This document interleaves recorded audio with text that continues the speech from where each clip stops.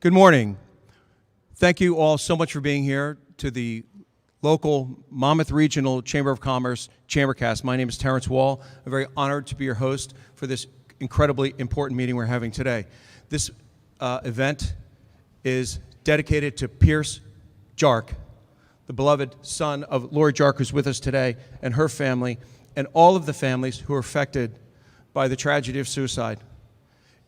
We're going to share incredibly important information for you today, and this is a special message for any family, any member of the family, any student, any child, any teenager.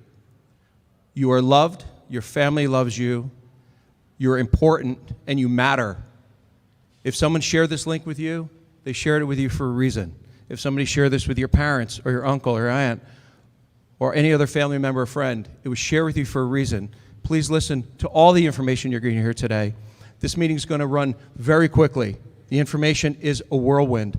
And if you're dealing with a whirlwind on your own, you have to know you're not alone. So welcome, and I want to thank everyone for being here today. So I'm going to introduce our guests. If I can, Lori, I'm going to share that photo. Thank you so much. That are here with us today. And then we're going to go around the room so you can introduce yourselves. And I'm thrilled to see our next generation here, our students. It's so important. Your message matters, and your message to your peers matters so much. So thank you for being here today. It's very important. We have with us Lori Jark, board member, American Foundation for Suicide Prevention and Healing Conversations coordinator. Lori's a wife, mother of 3, and a former preschool teacher. Lori's youngest child, 16-year-old, beautiful Pierce, died by suicide on October 15, 2017. Pierce was a high school student at Rumson High School, and he loved, among many, many things, playing lacrosse. Also known in the brief conversations I had with Lori, an incredible sense of humor and a quick wit. We were chatting about lacrosse a little bit because our kids play lacrosse, and it sounds like very much the same. Tapping at the door, always there on time, wanting to be there early, you know? So I'm so thrilled that you're here with us today. With a lot of help and support with her healing journey, she has taken a very tragic event and turned it into helping others. She had a calling to help others out of that dark place and was led to AFSP's Healing Conversations program, where she became a volunteer in 2019. Presently, she is the Healing Conversations coordinator for the New Jersey chapter. She's a support group facilitator and suicide prevention education representative at Steffi's Place, which was a key organization on their healing journey when I was chatting with Lori, and she'll talk about that more. In addition, she's working on a certification in death and grief studies under the supervision of Dr. Alan Wolfelt at the Center for Loss and Transition based in Fort Collins, Colorado. Lori is also a member the American Foundation of Suicide Prevention's National Loss and Healing Council, where she further focuses her efforts to help suicide loss survivors. She's on a daily mission to save lives and bring hope to those affected by suicide. Folks, listen to her message today. Thank you so much for being here, Lori.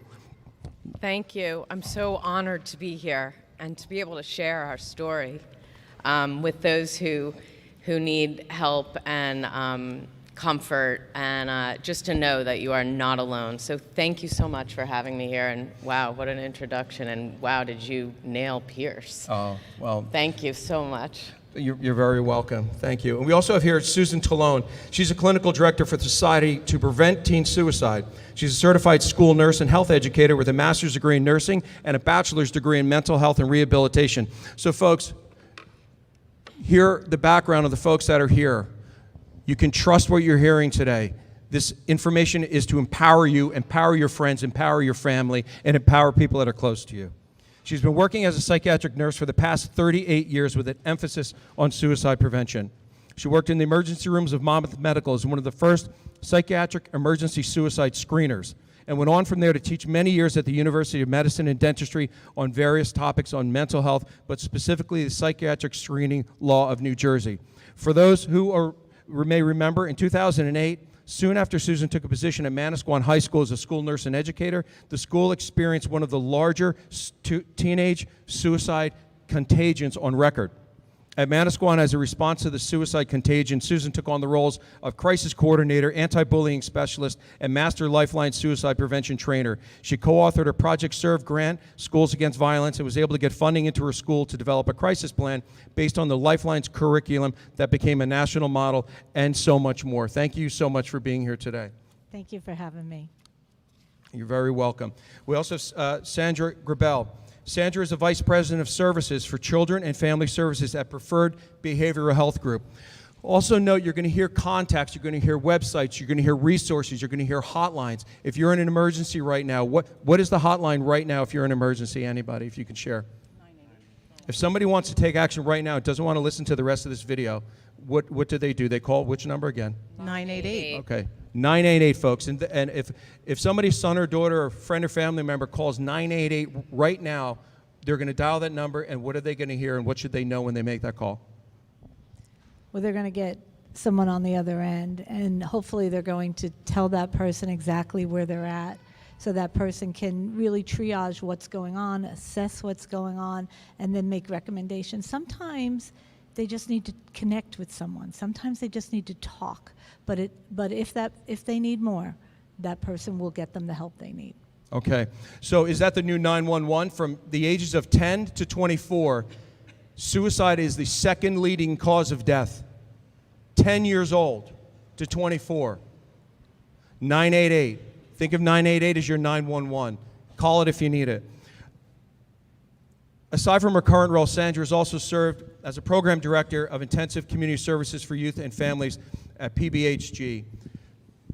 The program director of the adult partial care services as well. She was also high performance team specialist and trainer for PBHG. In addition, she's worked in inpatient psychiatric units at both Kimball Medical Center and Central State Medical Center, assisting both of these facilities with starting their psychiatric inpatient units from the ground up. And the resume goes on and on. Thank you so much for being here today.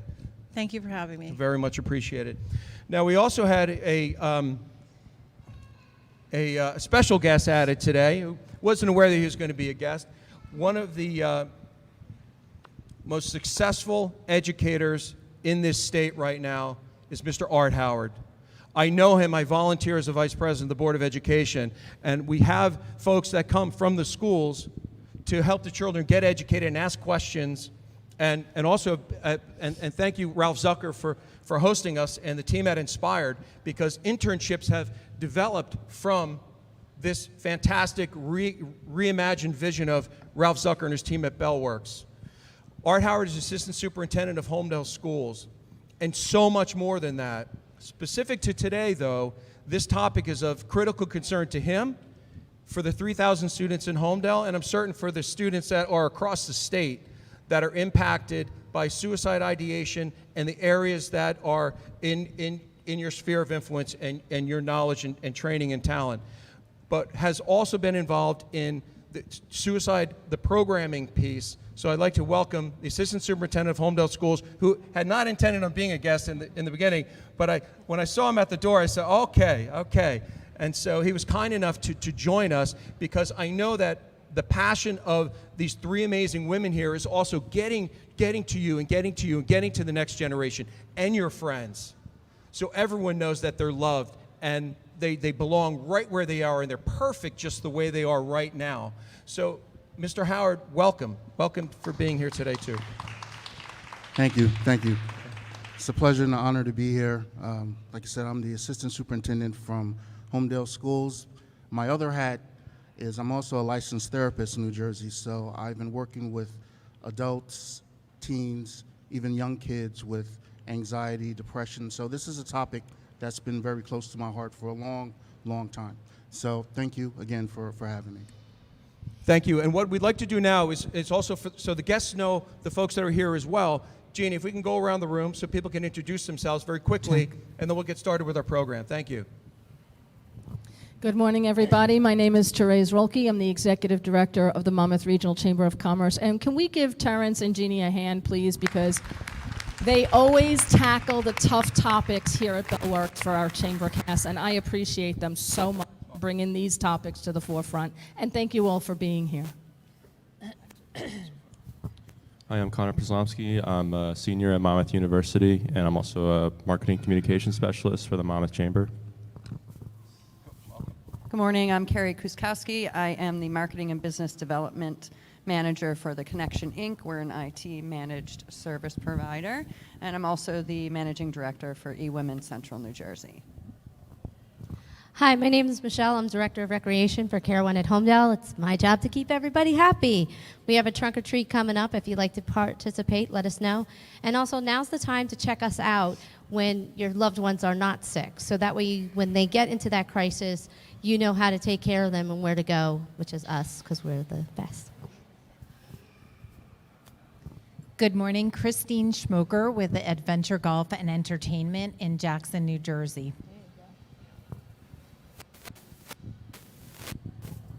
Hi, I'm Mitali Vasa from CMIT Solutions, cybersecurity specialist. I'm also one of the board members for the Monmouth Regional Chamber, and I also run the Team Challenge, which is very focused on teenagers doing team building event, and it basically runs across all of western part of Monmouth. We are trying to see if we can expand this program to the eastern side of Monmouth County. Good morning, everyone. My name is Howard Stein. I'm the owner-operator of Home Helpers Home Care in Freehold. We service the Monmouth County area. When mom and dad needs a little bit of help at home, call Home Helpers. Yanovich.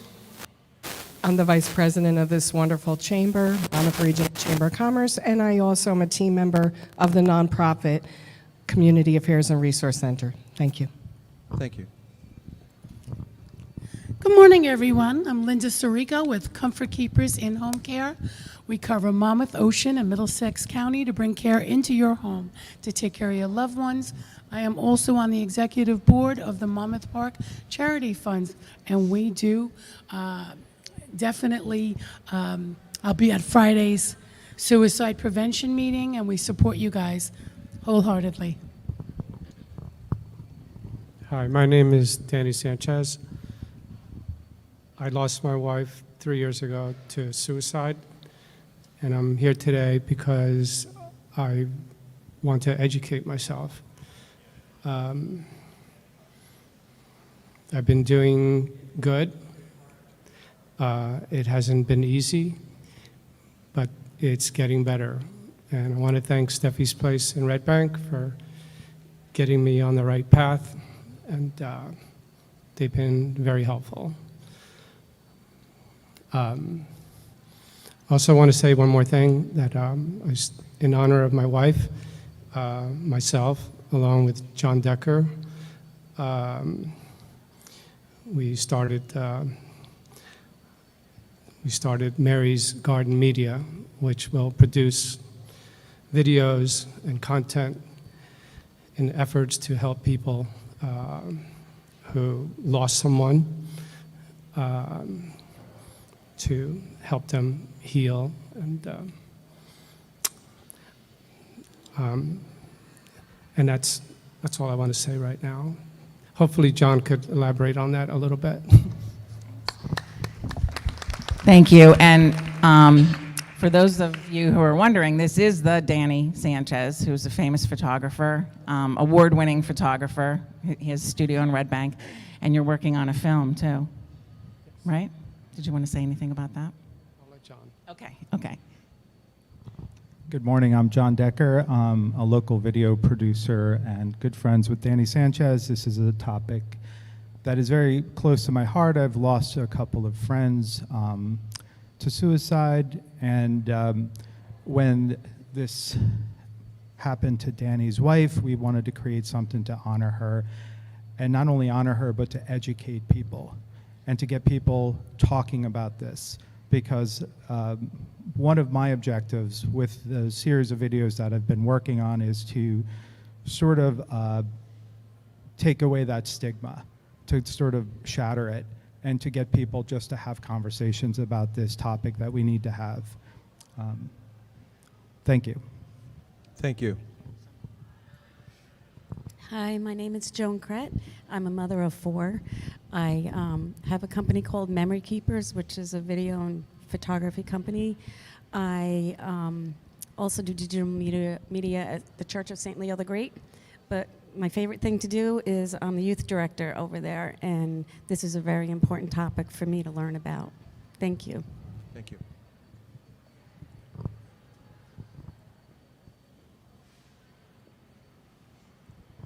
Hi, my name is Paul Thurston. Yeah, this hits home with me too. Just figured I'd say that. Thank you. Hi everyone, I'm Elena Wharton. I'm a senior at Monmouth University and I'm a freelance writer at Tap Into. Good morning. I'm Jillian Gibb. I'm the operations manager at Preferred Behavioral Health.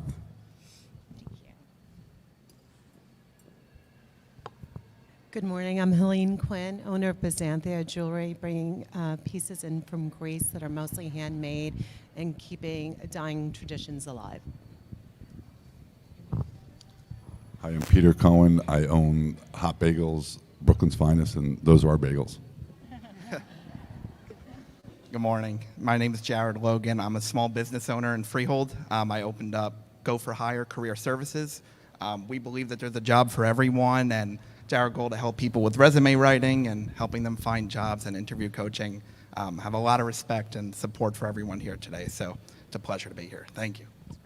And just a quick note, I do want to recognize again Pete Cohen. He is our food sponsor for the Monmouth Regional Chamber of Commerce meeting. Hot Bagels, Brooklyn's Finest, right over at 368 Broad Street in Red Bank, bestbagelsnj.com. Absolutely appreciate your support. Yes, thank you, Pete, Yes. and Lorraine Cohen here. Thank you so much. Yeah, thank you. Good morning. My name is Michael Mangano. I am a account manager for telecommunications provider JCT Solutions, and I am grateful to learn more about this topic.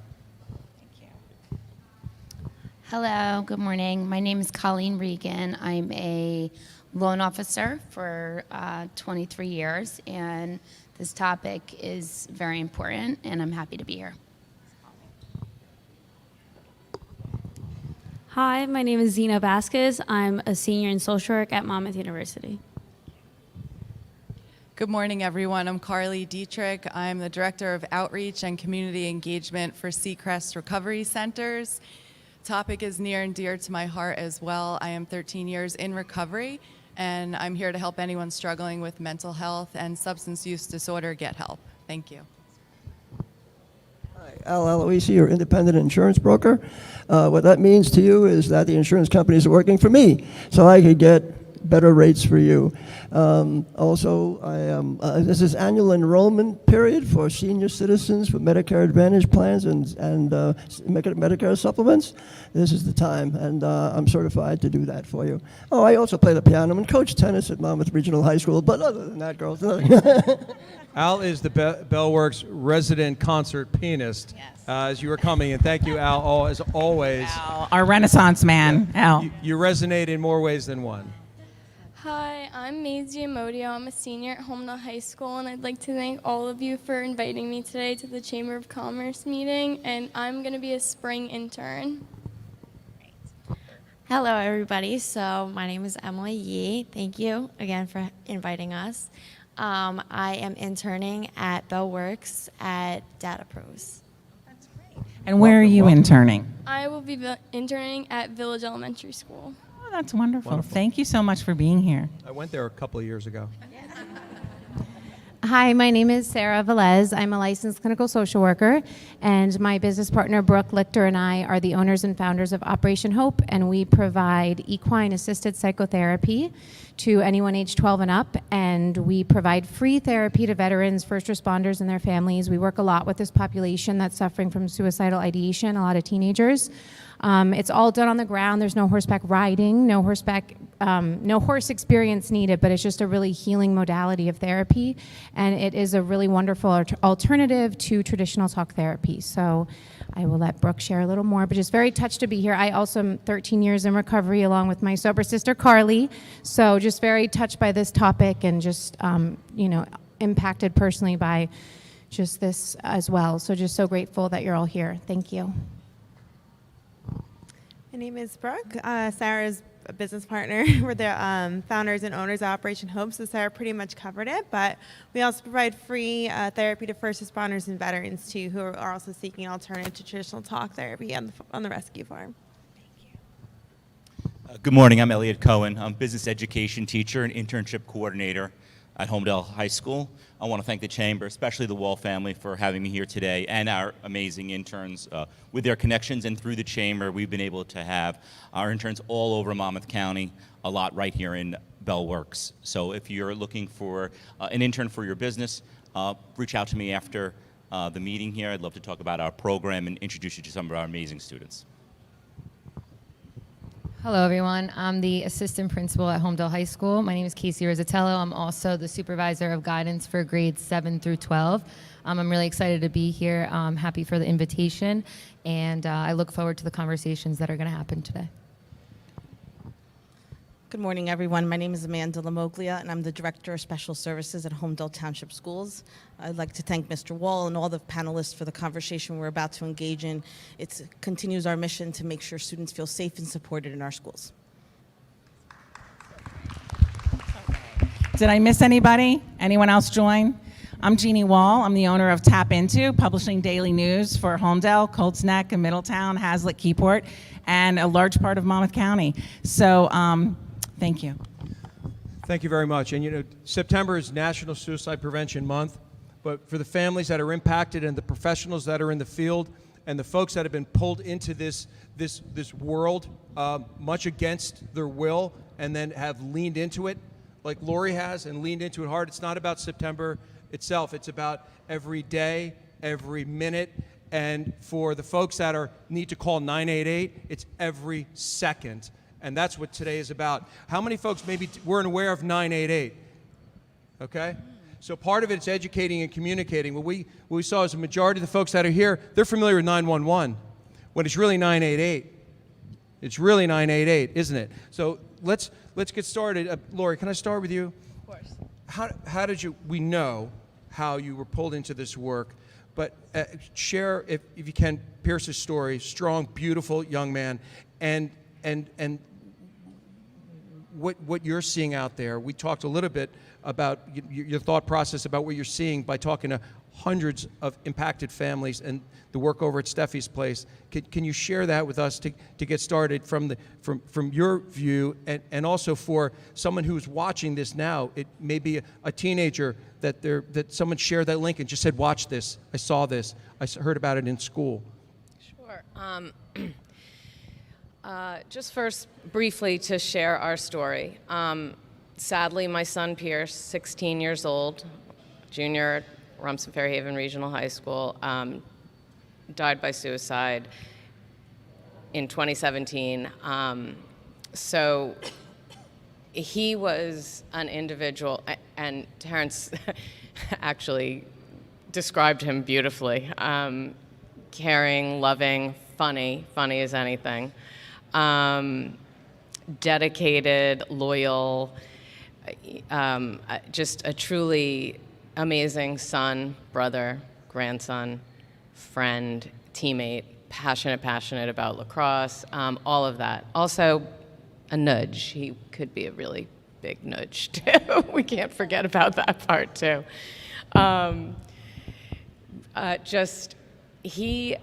This was a total shock for us.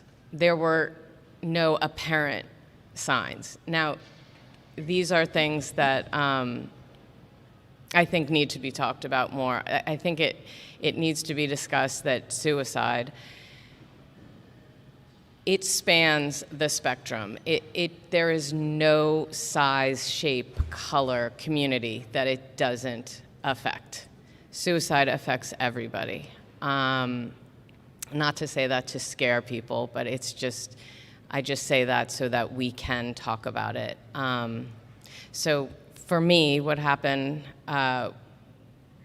in my healing, trying to process this tremendous loss, this tremendous shock and pain, as I began my healing, I realized that I wanted to help people like me out of this terrible pain, if possible.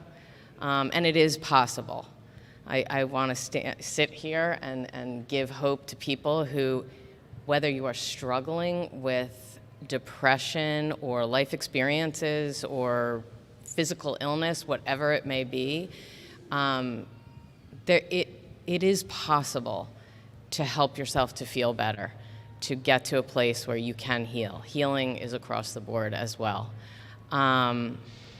So anyway, for me, as I began to heal and as I began to speak with other suicide loss survivors, I realized I wanted to help others kind of get out of the terrible, dark, shattering place. And as I did that, I learned more about suicide and suicide prevention, which to me at first, prevention, I could not stand the word. I thought, how can you tell me suicide can be prevented when my child, we had no idea. But it can, the path to suicide, it can be helped.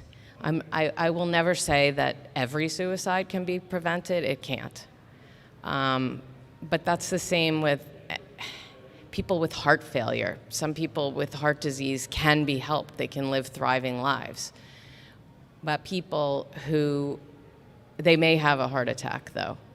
So I sort of make the analogy with suicide and brain disease, which it really is, it's a brain disease, that we can help down this path, but sometimes ultimately it does not have, there's not the outcome that we want. But by having the conversation and learning about risk factors, which I call symptoms of suicide, then we can help those of you out there who are struggling. Laura, you had mentioned when we were talking on the phone about there being like a malfunction. Yeah.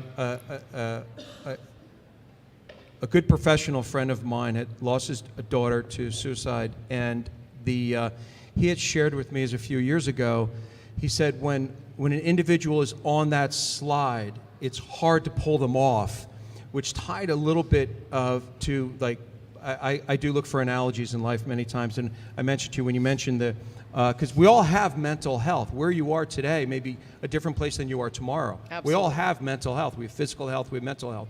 But that there's a brake-checking mechanism of a sort, because I had mentioned, and I mentioned to the other guests, social media and its impact. But you had indicated, that's when you talked about symptoms. That may be a symptom, but there are people that manage social media or mismanage it, right, or have different issues in their family, financial issues, bankruptcy, other types of different issues, trauma. But those brakes get checked. Can you speak to that a little bit from trying to capture that conversation that we had? So I read an article recently by David Brooks. I need to give David Brooks the credit here. And he spoke, he quoted that he had a friend who died by suicide, and what he said really, really impacted me, that this individual, and through my experiences speaking with suicide loss survivors, which no one's story makes sense, and going to conferences and training about suicide prevention and learning about research.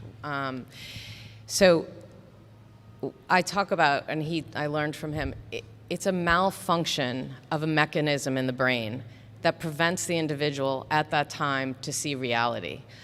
I don't think that Pierce didn't know that. He knew he was loved. He knew what he had to be grateful for.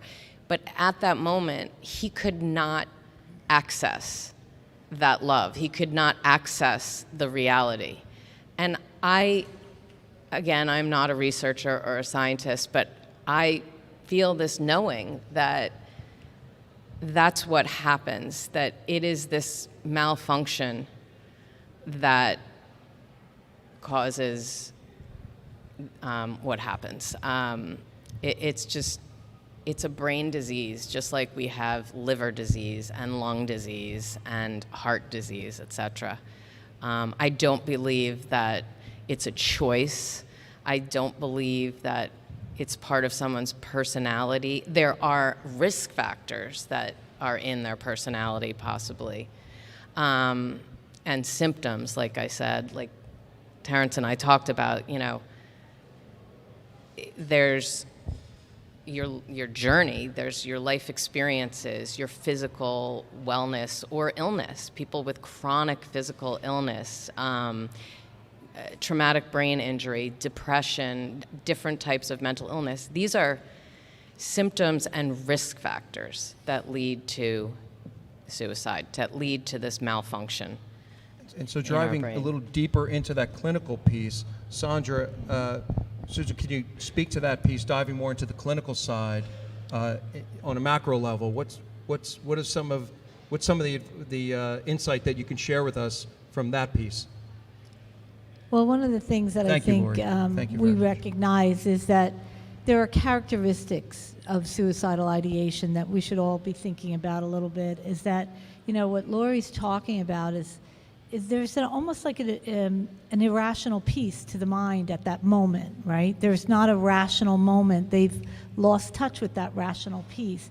And that's part of suicidal ideation. We always know that there's a piece of them that has decided something that doesn't make sense to us because we're in a rational state of mind, but to them, they may have convinced themselves that their family would be better off without them, that the world would be better off without them.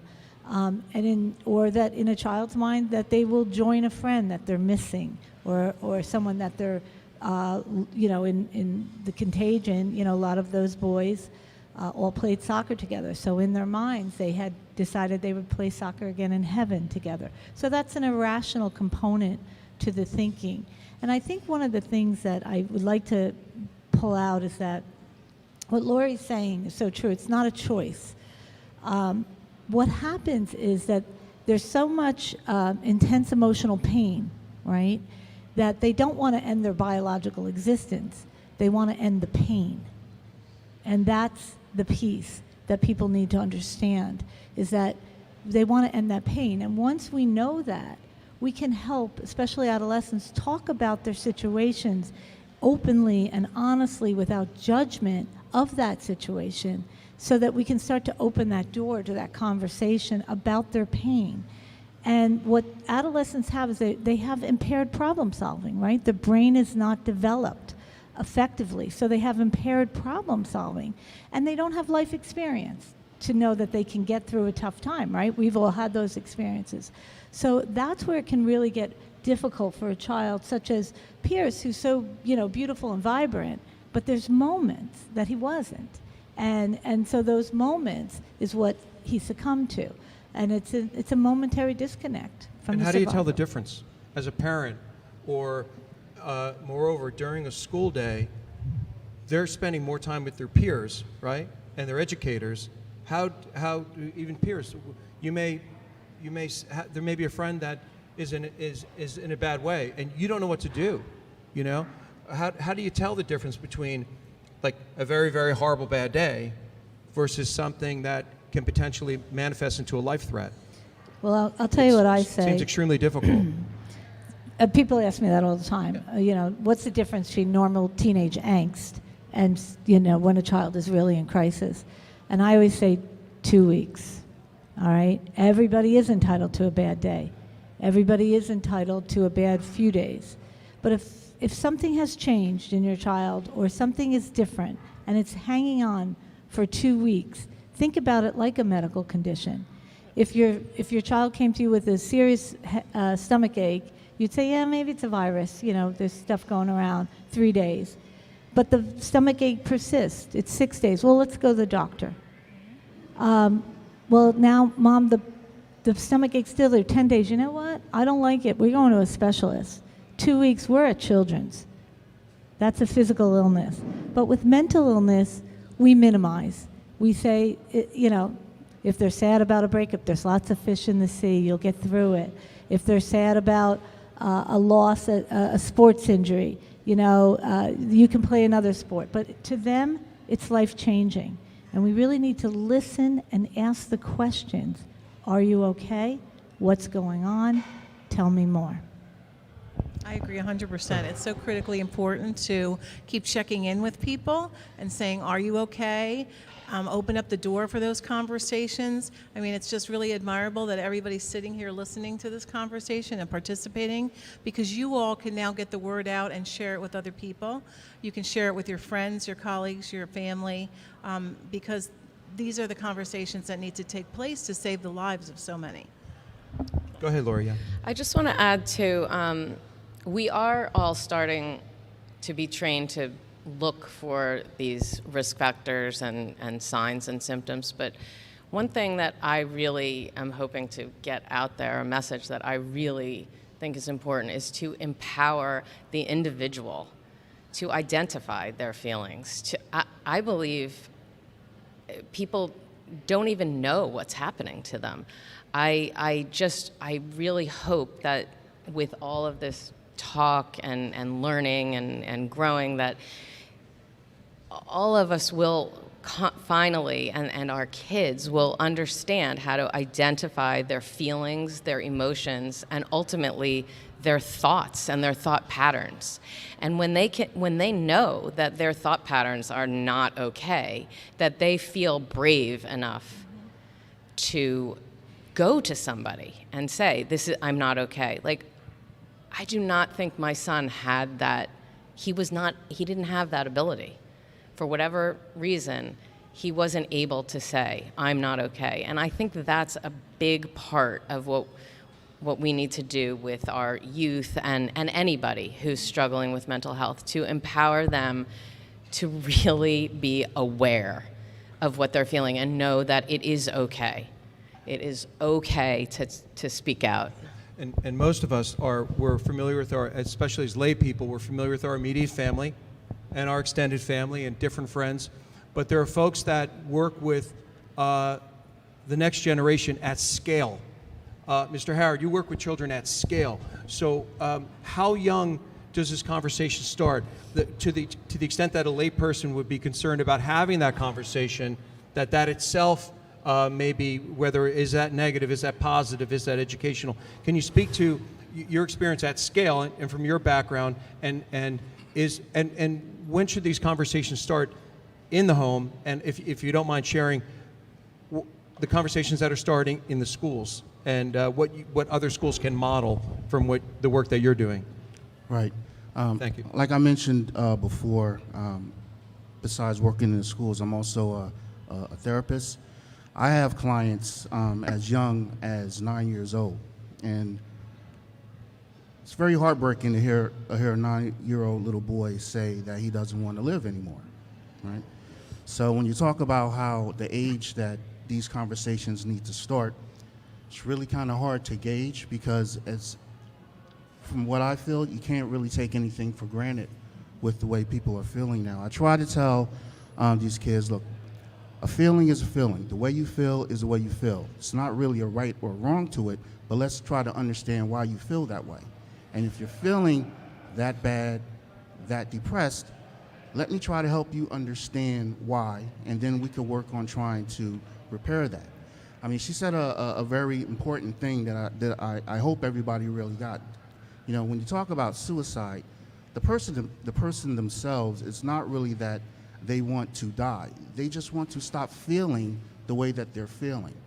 So if we can kind of tap into those feelings and have those conversations early, we can help and save a lot of people. Because I can tell you from experience, I grew up in Newark. With my grandmother, we were really impoverished, Scudder Homes projects in Newark. And through the bullying and the poverty, there's a lot of things that were going on that were really mentally affecting me. But we're kind of raised in a society where we don't say those things. So what happens? People then start to suffer in silence. And just like if you pour water into a jug, eventually the jug is going to overflow. It's the same thing with emotion. So if you don't give kids the opportunity to get that stuff out, give them a safe place and a safe person to talk to, that's where these feelings then start to become into those maladaptive type of behaviors that could be life-threatening. So the conversation needs to be open, start soon, especially if you see anything that may be going wrong. Like with the 2-week thing is a very good frame of thought to have. Like, if your leg was hurting for 2 weeks, you go right to the doctor, because look, my leg's not right. It's been 2 weeks and I still can't walk on my foot, right? So you go right to the doctor. We gotta start thinking about mental the same way, right? So if a person who's mentally having mental issues, you gotta take it that same kind of seriousness that you would take as a broken arm or a broken foot or a broken leg. They need the help and the support, and those things and those conversations really have to kind of start early. If I can just comment on that, what you're talking about is a word called stigma. Has anybody heard that word, stigma? Which really is shame. Shame attached to talking about your mental health. And the statistics coming out of the Mental Health Association nationally are that someone walks around for almost 10 years struggling with mental health pain without getting help. And like we're talking about, we would never do that with our physical health, but we do that with our mental health. And that's what this generation, you guys, the young, are going to change, because they are ready for the conversation. The adults are a little slow to catch up. We're a little slow to catch up. But when I spend a lot of time with kids, they're starting to talk about their mental health as they talk about their physical health. They're starting to see it on that spectrum of wellness. The younger generation is, but when they go to their trusted adults, we're still minimizing. We're still telling them it's going to be all right. We're still telling them it's not a big deal. We're still not listening to what they're really saying. So we need to, when Lori was saying, earlier about Pierce maybe not having even knowing, that not having the knowledge of what he was going through. Kids don't have what we call an observable ego. They cannot see themselves slipping in. They don't even realize it's happening. So you need to say, you know what?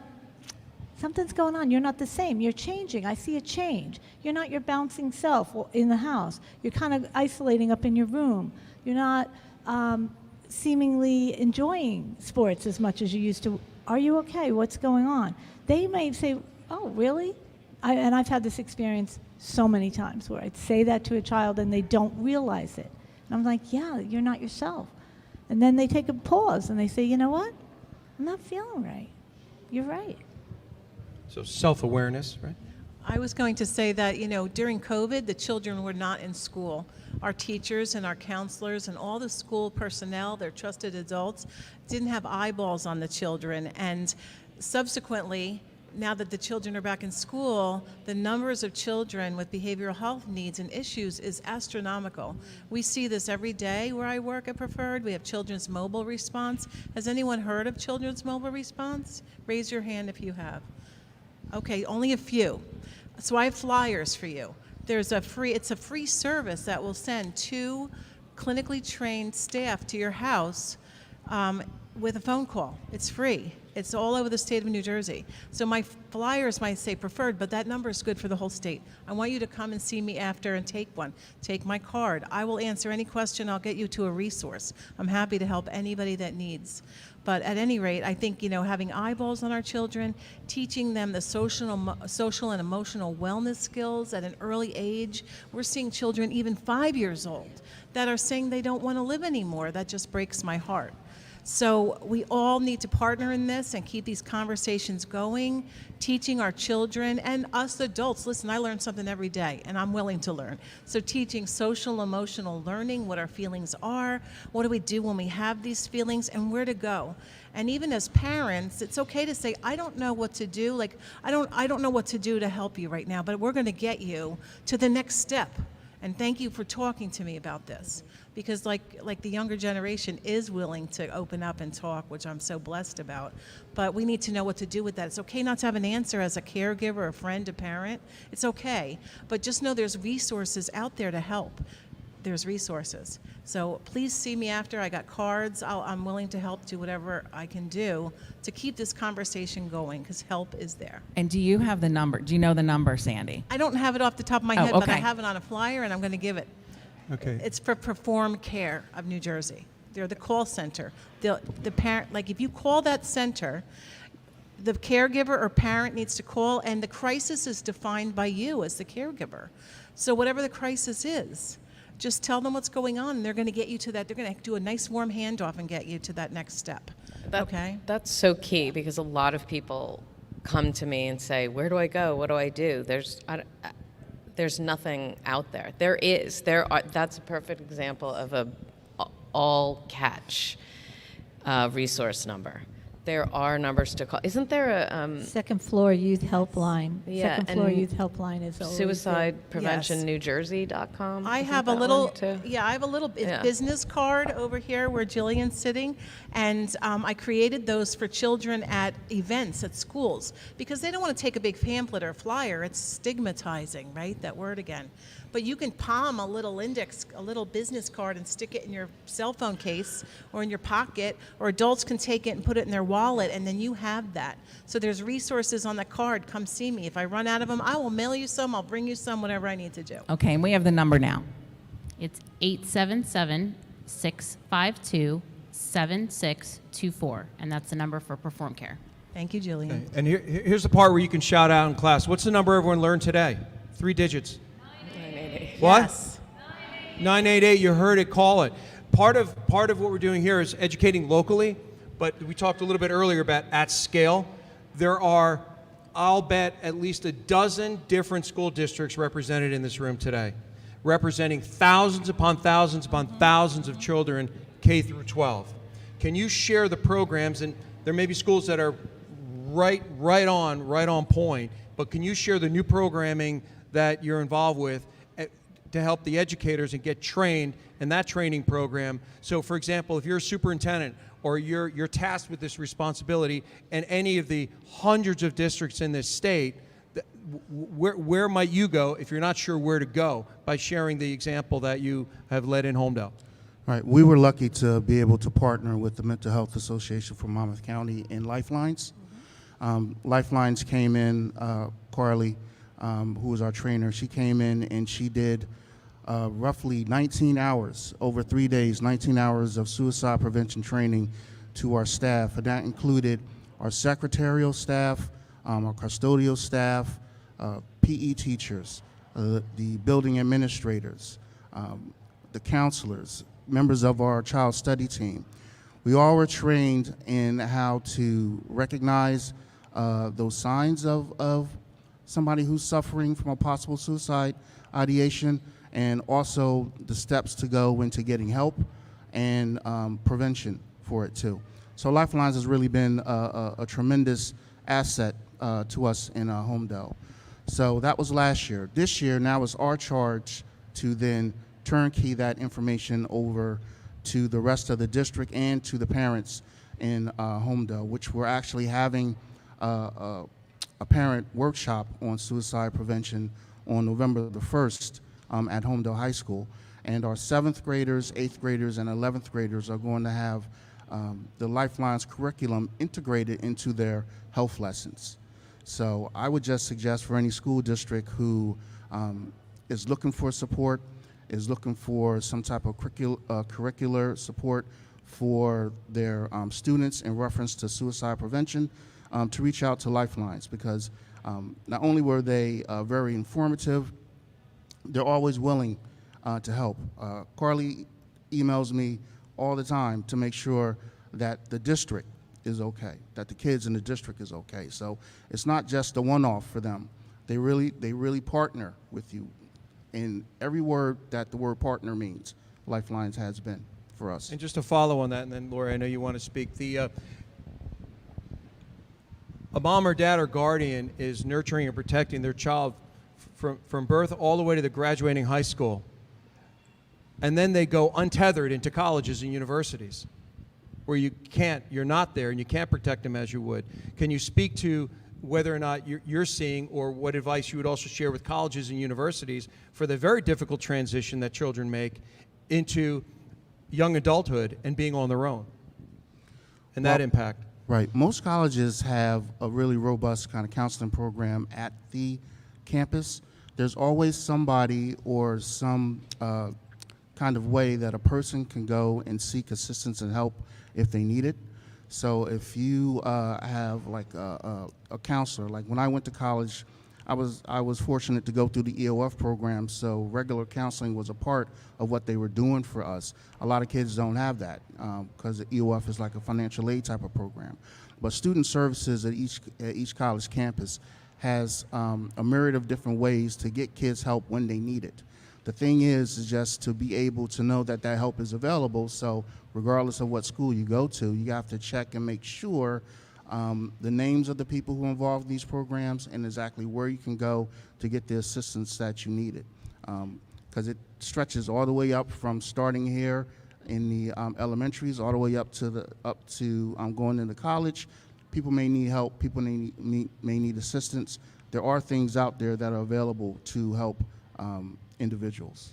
I just want to say, as a parent, I remember taking my son to college, and we participated in orientation on every topic known to man, from safe dating to where to get your books, but nothing about depression. Like if you don't feel well, if you feel sad, depressed, what to do. But I was happy by the end of his college education that became a more current conversation. And they had like wellness days, and they had, come sit with me. And I remember I participated in let's talk about depression, like come talk to me about anything. And so, the conversations need to continue, because I was really kind of struck that, wow, we're learning about STDs, safe dating, and everything else, but where's mental health and wellness? Where's that? And you are correct. There are wonderful resources on campuses. So now the conversations are, they're better, but we got to keep them going. All ages, through the lifespan. The Lifelines curriculum that is in Homedale and all the schools throughout Monmouth County has 11th and 12th grade. The course is actually transitions. And it talks about what happens when you do go to college and it's not what you thought it was going to be. It's not all fun and games. You have a roommate you don't like. You're not doing as well as you thought. You're not able to manage things as well as you would like to. And it's really important to talk to kids. We lose a lot of kids between 18 and 22 during that transition period. So when you go to look for the school health building on campus, also look for the school counseling building. And I think that you're so right. It's changing, and again, because the youth are asking for it, but it's still not talked about as much as we need to be talking about it. We're talking about it here. Laura, you were going to say something? I guess backing it up to those in education, superintendents, principals, looking for these programs. I want to share that American Foundation for Suicide Prevention provides a number of programs that I believe the Lifelines program is built into the curriculum, correct? Yeah. Well, AFSP programs are sort of separate. We have 4 programs now, actually more than that. This isn't my expertise. I do more work with loss and healing, but they are prevention education. So one, for example, is called Talk Saves Lives. That can be presented to anyone, anywhere, any community, a work community, a school community, a middle school community, a high school community. It's basically sort of the beginning talks about suicide prevention. Then there are programs called It's Real and More Than Sad. I believe More Than Sad is geared for college-age kids. So these are programs that AFSP volunteers can come to your schools, to your offices, to your community. We're even coming up we've just begun a new program. It's called Finding Hope, and this is for those who struggle. That is just starting right now. Don't quote me on that. I think it's for those who struggle, or maybe families of those who struggle. But through AFSP, if you're looking for programs to present, to educate your people, these are good ways to get started. And if I can just add to that, if you're worried about your child, SPTS has a youth council that we've had for years. Actually, the first meeting is tonight. In Ocean County we have one, and in Monmouth County, and we're also going into the schools to start them actually in the schools. And it's called the Be Swell Club. And it really talks about mental wellness, right? And all the different components of wellness that a child has to think about, whether it be financial, physical, mental, environmental. We're looking at the whole wellness wheel, trying to get kids to talk about things, trying to get kids to connect in a safe space. And we're having a lot of success. So if you're worried about a child, there are these meetings, and we meet monthly. So. Thank you very much. And for folks who are wondering, well, what can you do? Well, you probably heard a little bit what you can do. 988, reaching out to your districts. What kind of program do we have for that right now, or how can I get involved? They may have full program, they may not. When I was chatting with the guests on the phone yesterday, I shared that I don't know exactly who, I don't know where, and I don't know when, but I'm 100% convinced that a life will be saved by the time that you're investing here today for the folks that are here. It's really, truly important. And the ripples in the pond go right out the building, right down the street into other districts. Part of the work that you do is for folks that, and this is part of the legacy of love for Pierce Jark, is helping families who are newly bereaved and how they navigate very difficult waters. Can you share for the folks that are newly bereaved, what would you share with them about keeping it together and charting a path forward, Lori, if you would? So there's so much to say about that. I would say in the beginning, you need to just feel what you're feeling, the grief, the sadness, the despair, all the pain. There's really no way out of that in the beginning. It's so necessary and important to feel it. But then eventually, when you do get a little sip of air, so to speak, here and there, to embrace that and to really take care of yourself. Really, really focus on taking care of your being, just one moment at a time.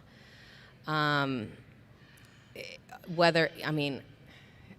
tell every single suicide loss survivor who I meet to begin with, make sure you're drinking water, make sure you're trying to get sleep.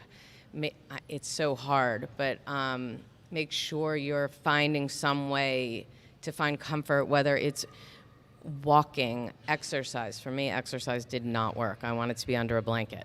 That worked for me.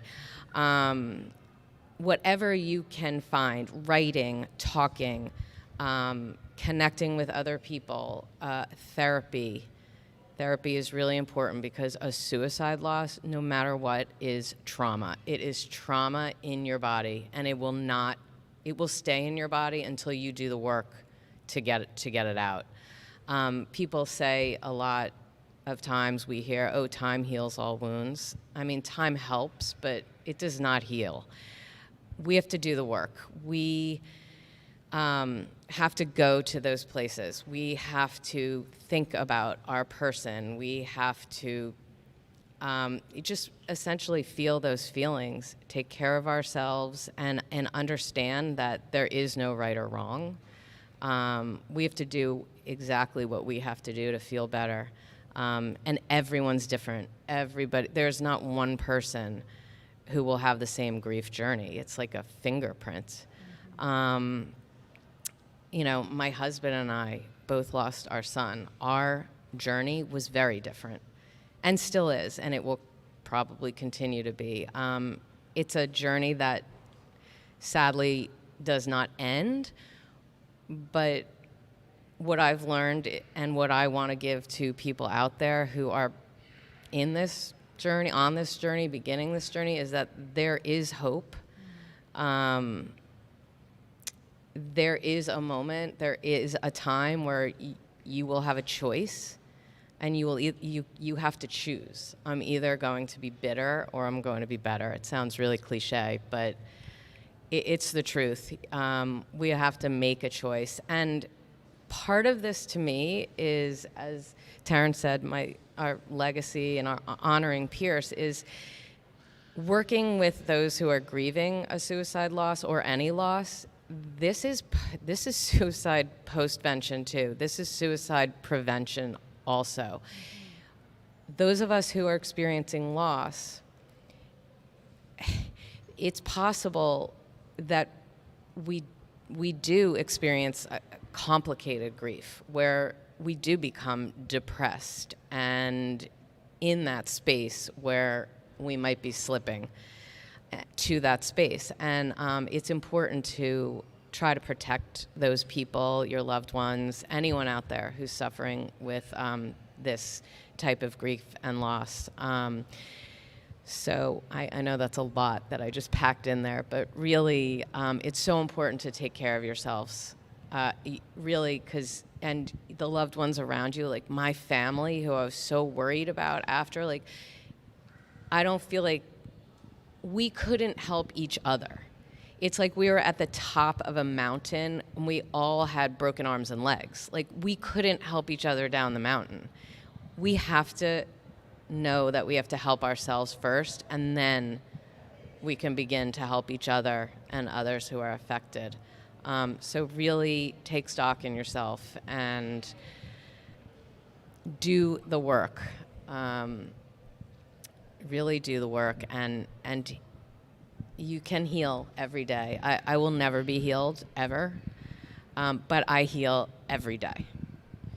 I just wanted to put a plug out there that, therapy doesn't just mean that you're sitting in a chair or laying on a couch. Sometimes people think, you're laying on a couch talking to somebody behind you. But it can be equine therapy, like these young ladies spoke about. It could be art therapy, music therapy, pet therapy. It could be talk therapy, with children. It could be therapeutic play and sand tray and games.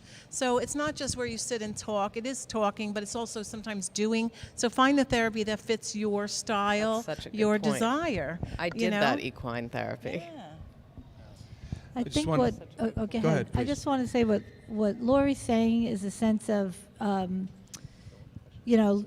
not to lose hope, not to feel alone, right? But in suicidal ideation, those are the exact things that happen. People lose hope, and they have a sense of being alone. So what we can do when we're having these conversations with kids is to let them know that we heard them, and a simple word, we. You've told me you have a problem. You trusted me enough to tell me what's going on. Now that you've told me that, we are going to do something about it. In that word, we, you've removed them from that sense of being alone. In that word, we, you've lent them your hope. So it's the simple things in listening to the conversations and the words. We, us, together, if we put our heads together, let's try and work on this so we can get you through this tough period. These simple words can be the difference between a sense of being alone and a sense of being without hope. I can tell you, I'm so glad you mentioned that, because the us, our, we're going to tackle this together gives that ownership of a family unit. And I just have to share, Lori, your strength in being here for Pierce, your family, and the folks that this information matters isn't that incredible? The strength of such a powerful woman, mom. And Pierce he's looking over us, and he's pushing us through as well today. We're going to open it up for questions in a little bit, but and then before we close it out, I wanted for each of our guests to share what are the key messages you want folks to hear today, and particularly to that young boy, that young girl, that teen that is struggling, and it's possible that nobody knows they're struggling, to get it to that we, get it to that R, so they can feel comfortable tackling it and addressing it together without any worry and any concern, knowing it's a holistic approach with all of us. Jeannie, if there are a couple questions out there, we'd be happy to, Minister Rico, and then Howard, please. Thank you very much. So I just want to for the say students. that when my brother took his life as a young adult, I have learned since going into meetings and whatnot and educating myself, I learned that sometimes suicide is a flip of the switch type of a decision. And I wish I was in that room with him, because I learned that suicide is a permanent solution to a temporary problem. And I think if we teach people that strongly, especially people that are suffering, we really have to put that in their heads. That's a permanent solution for a temporary problem. And hopefully it would help someone. Thank you for that. Thank you very much for that.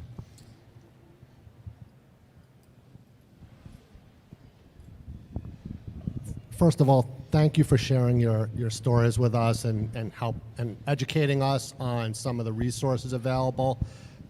personally, I'm an advocate for veterans, and we know that veterans are 50%, have a 50% higher risk for suicide. Since 2001, we lost 125,000 veterans to suicide, and that number is counting. This is a serious crisis. I think in general, our community is in crisis, both from a mental health perspective, just broad spectrum, but this seems to have impacted our veterans in a very significant way. What resources do you guys have available to our resources so that when we go out and we're talking to our veterans and we're talking to our young people, what can we offer them? I was just to say that, sometimes with our veterans, they're very strong and they don't want to, get the help that they don't want to ask for the help because they feel like they can handle it. So just opening the conversation and checking in, like, how are you? How you been doing? And maybe have a discussion about some safety planning measures. Like if your depression gets worse, let's come up with a plan that we work together to come up with a plan. So safety planning, right? Because the incidence of suicide with our veterans is just unbelievable. So just opening the door for conversation, and they're difficult conversations, and you might have to kind of peel the onion a little bit to kind of get in there to get somebody to talk about it when they're really feeling they want to be strong and they can handle it themselves. So.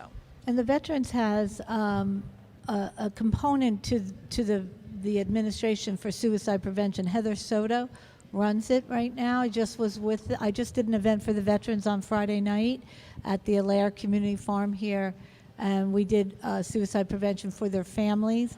And we did a lot of talking that night to let them know. They didn't even realize that there's a component to the veterans that they can call and get help and really talk about what's going on, vet to vet, because a lot of what they've been through, only another vet really gets. And that's where their sense of being alone sort of comes into their being. So if they can have that conversation with someone who gets it, that removes them from that sense of being alone. Lori, thank you very much for sharing your experience. I totally empathize with you. The situation that a teenager can be pushed to a point where they have tried to take their life is like the last step, which has been accumulating, like as they said, peeling the onion. The shells have been peeled so far back, now we're at the core where this person has no place to go. One of the things that, I'm a mom of 3 teenagers, trust me, and I totally understand what's going through their mind. There are 3 things affecting them. One is they just hit the teenager phase, which is hormones at its throttled level. 2, friends are constantly changing. A life of a middle schooler and a life of a high schooler, totally different. When graduating middle school goes as a freshman to high school is similar to a graduating high schooler going to college. This is a total transition. We as parents sometimes think that when teenagers go into high school, they should be left by themselves to understand and do their own decision. Not true. I have kept hawk eyes on my kids. There were times where they were so depressed where I had to intervene and say, it's okay. There are other students out there who might be better. Try to better yourself. Those are a few things. Channel them. Part of the role is not just depending on the child to come and tell you some of the things that, school psychiatrist plays a big role because they are constantly keeping an eye on these students. School principal, another one. School vice principal, another person. Not just parents, also friends. If parents are making friends with the students' friend circle, then you exactly know what your child is doing. I could see the difference between my sons and my daughter. Totally different reaction as they went into high school. Girls, don't get me wrong, but they tend to be very cattish. Bullying is more psychological than physical. Amongst boys, the bullying is more physical than psychological. Girls tend to, as they see new opportunities, they tend to move towards that, leaving their friends from high school who went into, from middle school who went into high school, tends to become, separated. That causes a problem. So the question is how, yeah, I'm coming to that. So I had to give the entire scenario that I have seen. The question is, how can we, as a full community, tend to these teenagers and their problems so they don't get deviated from the path, which is education? Well, it does take a community, actually, and part of what Homedale High School is doing is with Lifelines is what they call it a competent community model. So it's not just up to the schools, right? It's up to the parents, it's up to the community members, it's up to the kids. It's everyone's business how we're going to change what's going on with our youth. And I think the message is there is a difference between boys and girls. We know that we're still losing boys at higher numbers, but girls are seriously catching up. There's been a 50% rise in emergency room visits in between 10 and 14-year-old girls with attempts. So we've got issues. They're real. But I think it's everybody giving the same message. And I heard it when Lori first spoke. It takes bravery and courage to ask for help. It also takes bravery and courage to ask the question, have things gotten so bad that you're thinking about dying? So we all are in this together. It's not just the school's responsibility, it's not the parents, it's not just the community, it's not the kids, it's all of us. And that's the only way we're going to get more lifeboats in the water. Yeah, I agree. The communication is key, right? Families and schools, we have to work together as a partnership to make sure that the language is consistent, that people are aware of the services and help that's out there. And for lack of a better word, the unfortunate thing with the way life is today, we really can't take anything for granted. So if you see something that doesn't make sense or something that is off, it's perfectly fine to ask questions. And if you don't have an answer to get somebody help, there's always somebody out there who can give you or direct you to the help that you're needed. So just keep the communication open and don't be afraid to ask questions and look for the resources in your town where they're needed. Lori? So what I heard you saying as a parent also, what can we do to help? And I think one important part to add is, Susan and I have talked about this, you can directly ask them. In my family, we thought we talked about suicide. We thought we addressed the subject. In retrospect, I don't think we did it correctly. I'm going to share. It was sort of about me. I went hysterical. You would never do this. You would never do anything like that, would you? And that's too easy for them to say, no, I wouldn't do that. I wish I knew then what I know now. Directly ask them, are you thinking about hurting yourself? Are you thinking about suicide? Ask them an open-ended, direct question about them. You know, what's making you feel this way? And it must, I'm so sorry you feel this way. It must really stink. I would use a different word for that, but, and I think that's really important for parents to know, to directly ask their children, or any caring adult that can ask. And whatever comes out of their mouth, no matter what it is, they have a right to that feeling. You don't talk them out of it, don't minimize it. Whatever it is, you have a right to that. Tell me more about that. Thank you for sharing that. Thank you for trusting me enough to give me that truth. And hold space for it. It's okay to feel that way. So you can talk to me, and I'm going to validate. You have a right to that feeling. I get it. Let's talk about what we can do about it. Let's talk about it a little bit more. So having that brave conversation so that child's looking at the parent saying they can hear this. Children don't confide in their parents, not because they don't love them, because they adore them, and they don't want their pain that they're holding to become their parents. Yeah, that's what I meant when I feel like it was more about me. I would say to them, do you know what this would do to me? It has nothing to do with us. It has to do with them. And that's a really important piece of this, I believe. I think it's worth repeating. It has nothing to do with you.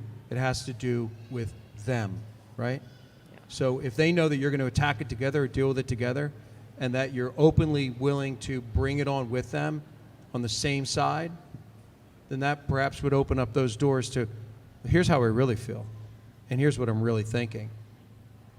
And then when you hear that answer, is to just blink hard and don't change your facial expression, right?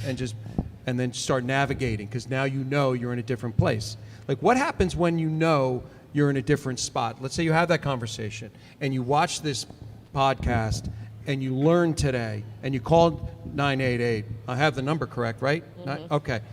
And you know now, as a parent, a mom or dad, if you realized and you thought, you know what, I learned this question, I'm going to ask this in a different way. But you already assumed, maybe perhaps because you think it's more about how you feel, that this I'm going to ask this a different way, even though I know the answer is going to be what I think it's supposed to be anyway. What happens at that moment, or what do you suggest at that moment when you actually hear the answer that chills your spine, and that how do you keep your emotional temperament in check to be useful, helpful at the moment, and where do you go from there when you don't hear the answer that perhaps you baked into your thought process that no, not my child, not us. What happens then when you're at that moment, that inflection point, that fork in the road? What do you do then? Perhaps Mr. Howard. Well, I have to just echo what was just said. With the directness of the questions, it's very important. You know, you want to use consistent and direct questioning when you're having these conversations. A lot of parents tend to think that talking about suicide kind of increases the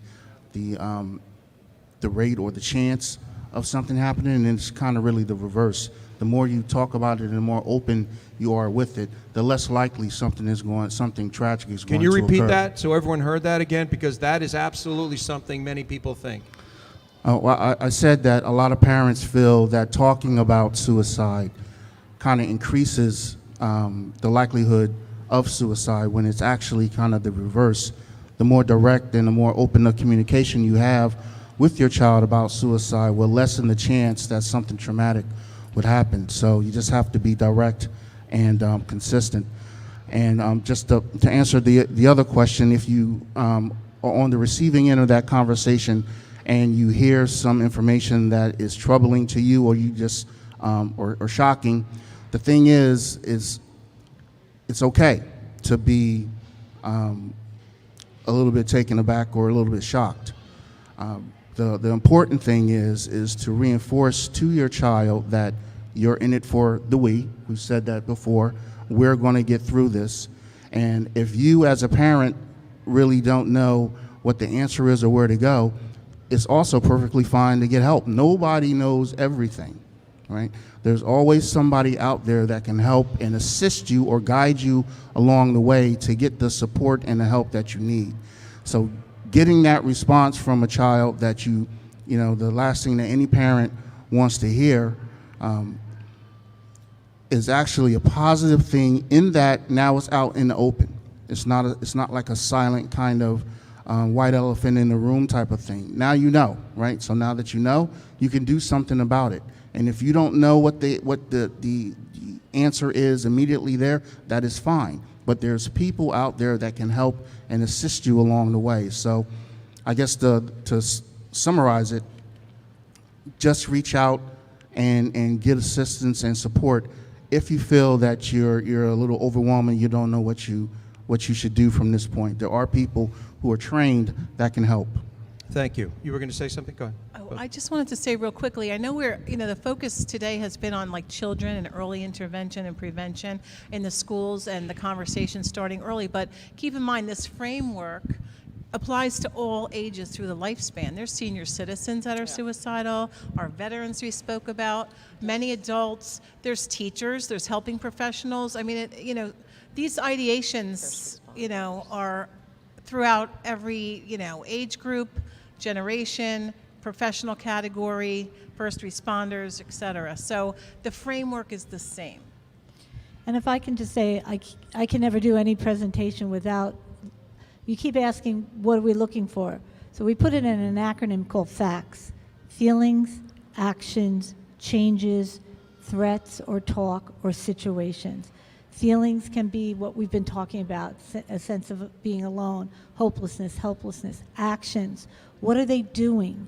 What are they isolating? Are they becoming more aggressive? Are they having trouble sleeping? Are they having trouble eating or overeating? Changes, I hang my hat on changes. You as parents and with your friends across the age span.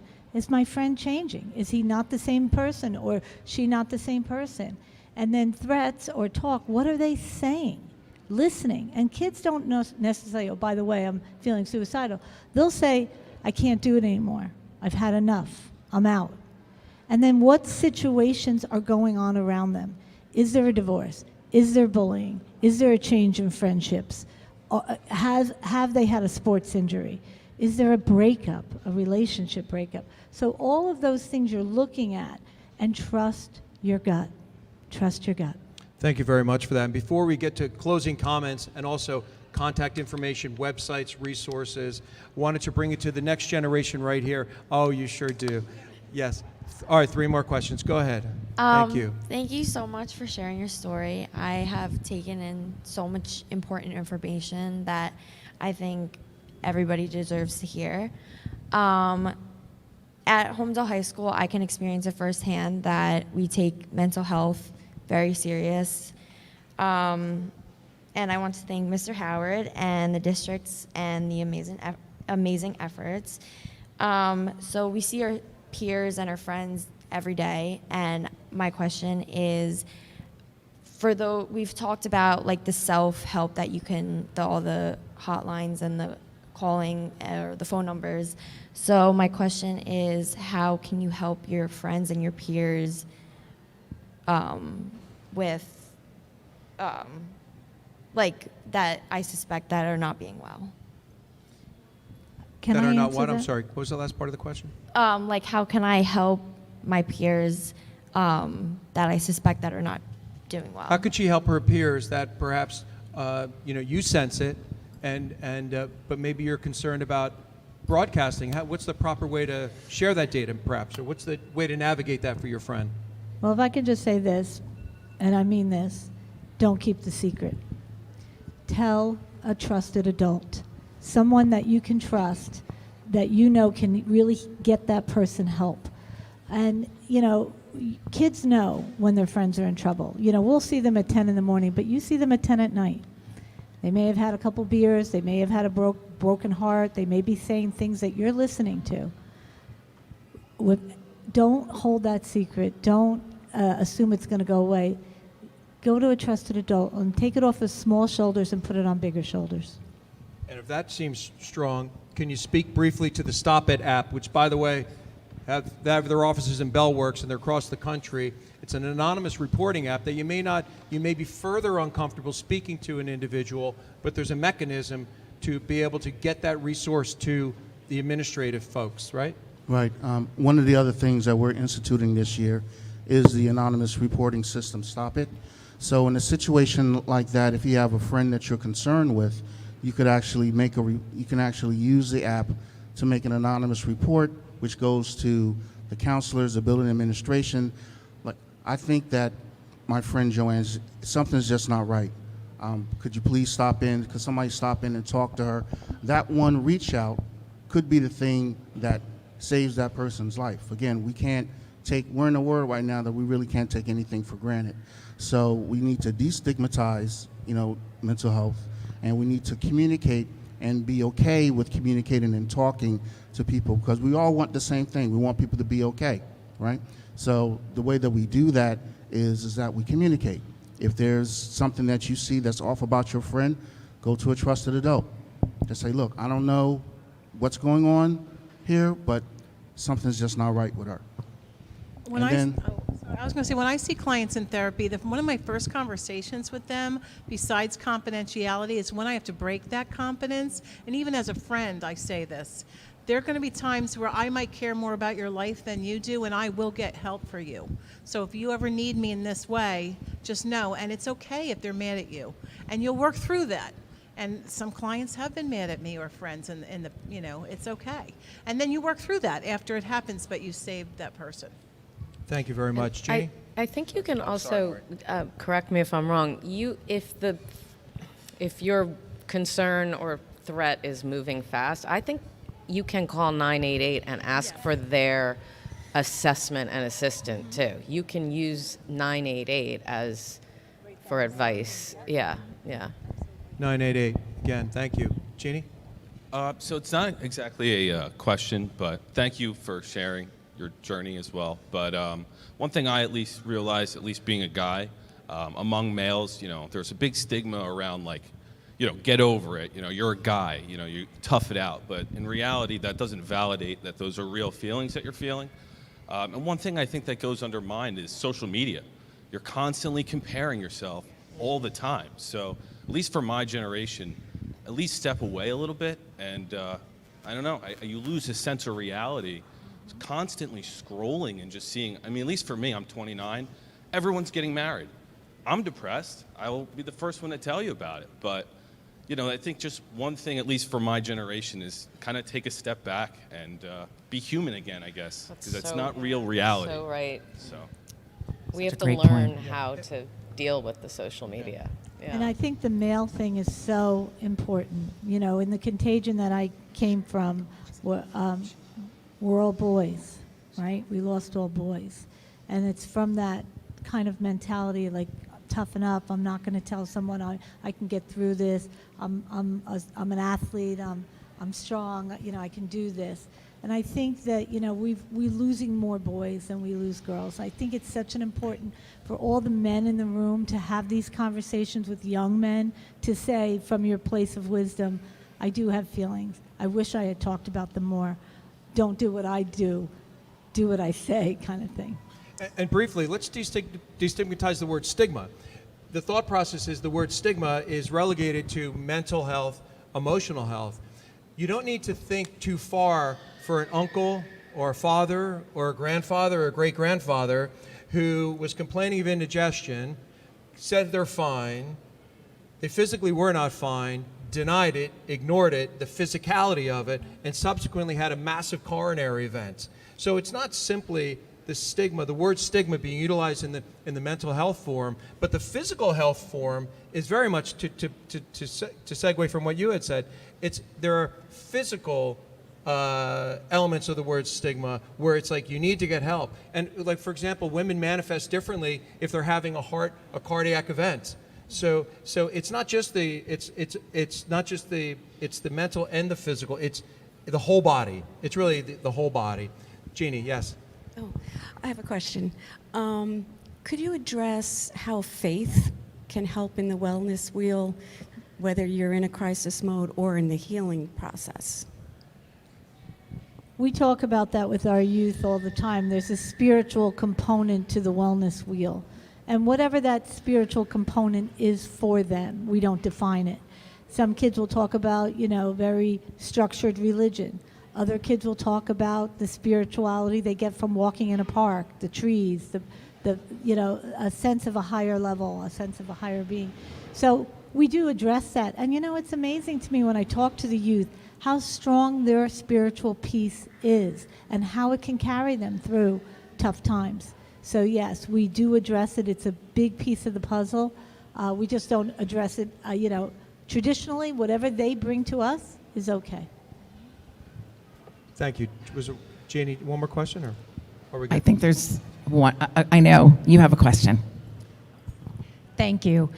I came here today for the networking, not expecting the topic to hit me so hard, but years ago I had 2 children, and it was a very terrible experience. At birth, I lost 2 little boys, and the way you described how I felt was so spot on. And I know it's not the same kind of loss, but for me, it was debilitating. And when I looked for help, which I desperately needed, I could not find it. And the process of looking for help, if I wasn't already so broken, it would have pushed me over the edge. And I thank God every day for my family and friends who just showed up when I needed them most, not knowing what to do.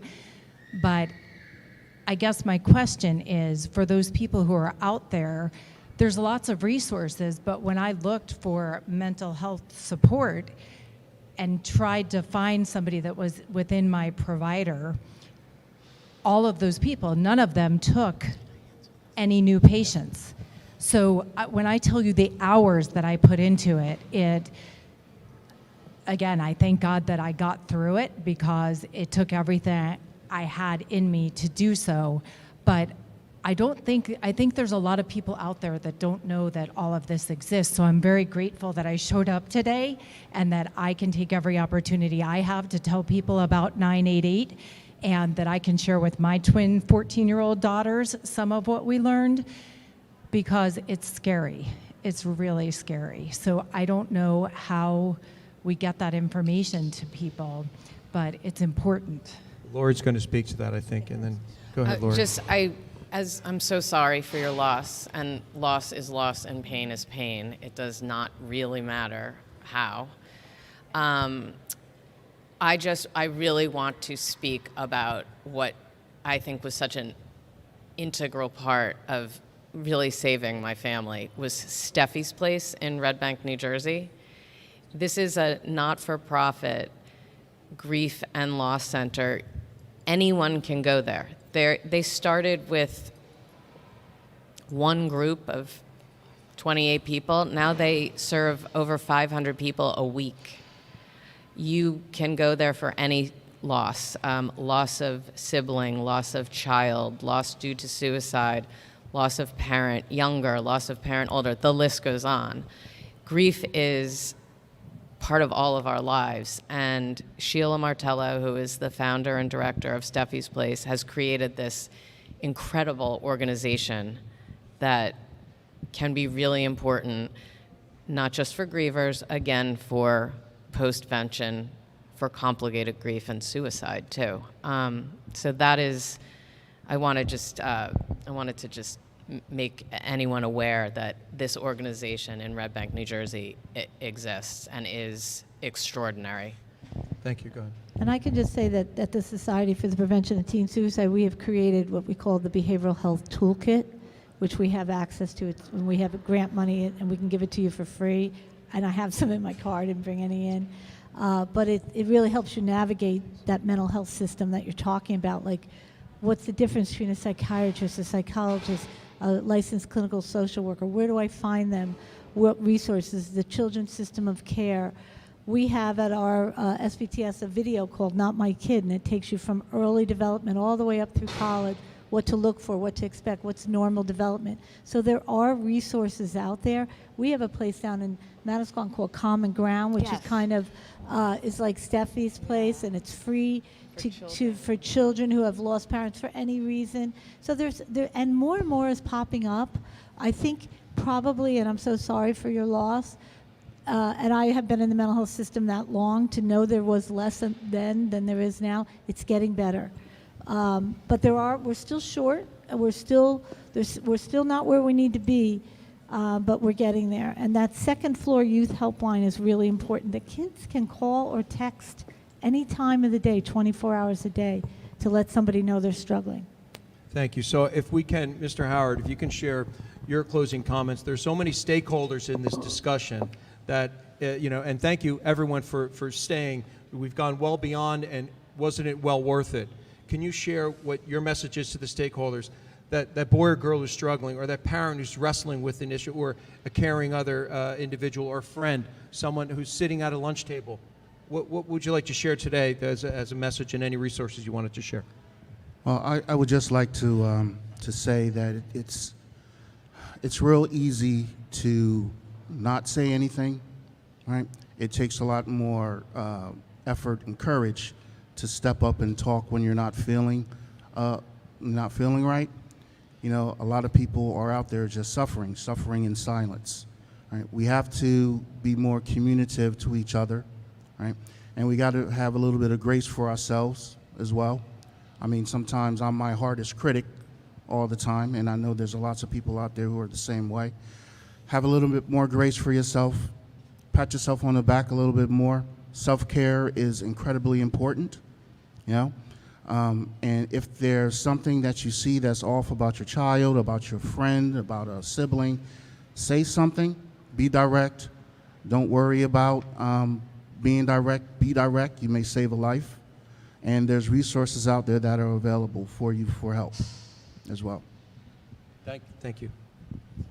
I think you said it all, but I think my thing would be, you know, just remember connection and compassion without judgment, and hold space for conversations that come to you, and keep your ears open and just listen to what kids are saying.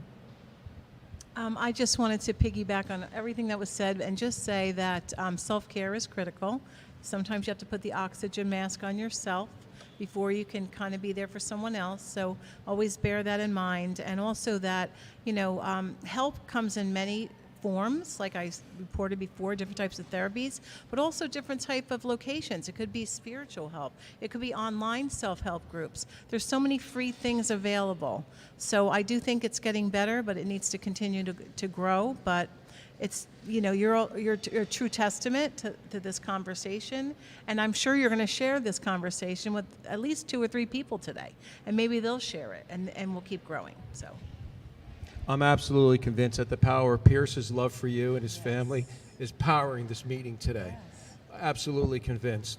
I wanted to, if we can end this continual conversation with you, and any message that you have for a boy or girl, or the families out there, what do you think will empower them and help power beyond this meeting today, Lori? Thank you. Thank you. Thank you so much. I before I came here today, I sat quietly and I asked him, I said, please help me to find the words to help someone else today. So thank you for that. I felt it too. Everything these 3 inspiring, wonderful people have said, I echo.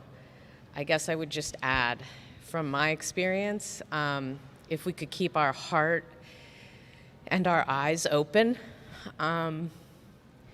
we just don't know what we may find. And if we do that, I think we will all be surprised, because we really are all in this together, and we're all connected. And if we just keep moving forward one step at a time, we will make progress, and people will begin to feel better and be helped. That is my hope.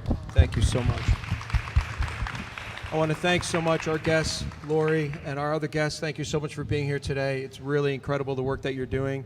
We're going to close with a note from the Monmouth Regional Chamber of Commerce, but I also want to thank Ming from Shared Universe Podcast, and again, Pete Cohen and his team for the refreshments. This is streamed live. There'll be YouTube links, Facebook links. Here's our request. Remember the 3 numbers. Shout them out. 988. 988. 988. Okay? And please share the link, share the content to your peers, to your friends. You never know. They may not need that link, but they may know somebody who needs that link, because we're all in this together. It's a we thing. It's an our thing. It's us all together as a community and a country and a world. So thank you very much. You want to wrap up for us and let folks know how to continue contact with the Chamber. Yes. Thank you all for being here so much, and for sharing from this side of the panel, and especially from that side. Thank you so much, Lori, for sharing. Amazing strength. I really felt it. Yes. And of course, Preferred Behavioral Health and the Society for the Prevention of Teen Suicide, they are chamber members, and we love to work with you. And if you're interested in hearing more about the chamber, just come and see me. I'll give you my card. We can talk more. But it's programs like this that we bring to the community to help with awareness and to have that conversation, those strong conversations that need to be heard. So again, I can't thank Jeannie and Terrence enough for having these monthly conversations. Can we give them another round of applause? Thank please? you.